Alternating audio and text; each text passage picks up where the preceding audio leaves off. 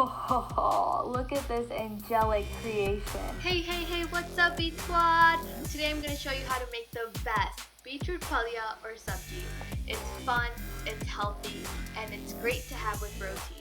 So let's get it. I'm going to start off with a cooking pan here, and once it gets nice and hot, I'm going to add in some oil. Once the oil is hot, I'm going to drop in our mustard seeds, our cumin seeds, our split channa dal, urad dal, some curry leaves, and some green chilies for heat.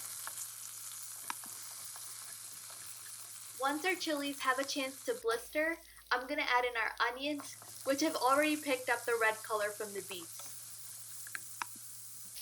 and some ginger paste and garlic paste to saute alongside the onions.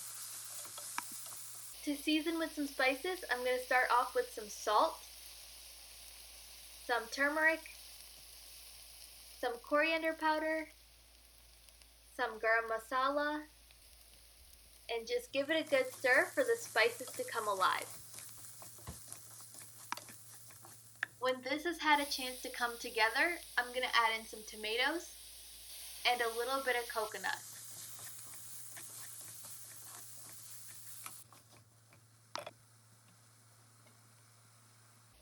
Finally, I'm going to add in our beetroot and let it cook. If you want the exact measurements, check out the description box below. I'll write out a full-length recipe so you can make it at home. And while you're down there, make sure you hit that like and subscribe button so you can keep seeing more delicious recipes to make at home.